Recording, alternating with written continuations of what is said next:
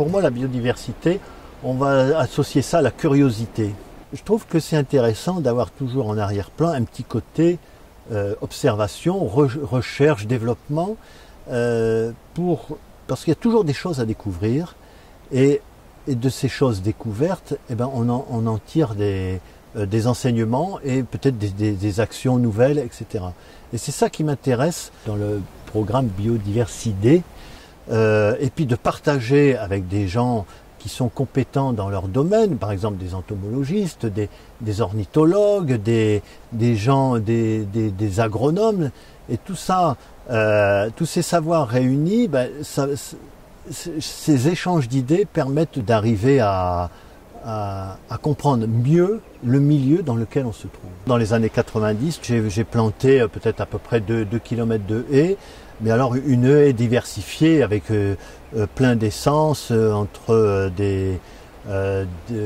j'avais planté à l'époque du calocèdre, de l'aulne à feuilles en cœur, du charme houblon, du micocoulier, enfin plein de choses. Chaque espèce peut abriter des choses intéressantes et contribuer justement à un équilibre au niveau entre le parasitisme et les auxiliaires, quoi. On a mis en place des bandes fleuries qui sont réparties juste à proximité des champs de melons, et on a constaté que il y avait un regain de pollinisateurs, notamment, qui étaient attirés par ces bandes fleuries. Un entomologiste anglais était venu et avait compté 40 pollinisateurs différents qui travaillaient sur ces bandes fleuries.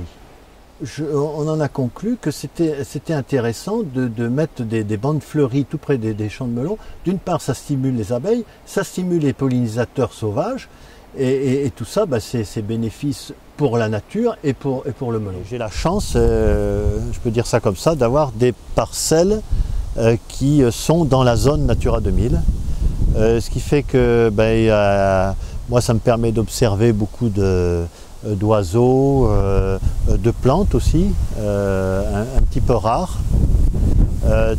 Et à côté là-bas, il y a une zone où des cistudes, ce sont des tortues d'eau qui sont préservées parce que assez rares.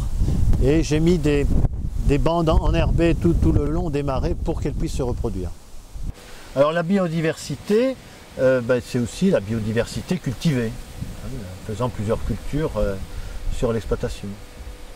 On a du blé dur, on fait du colza, et puis on fait la production de semences de tournesol, semences de maïs, et puis on fait aussi notre principale culture au niveau revenu, du melon.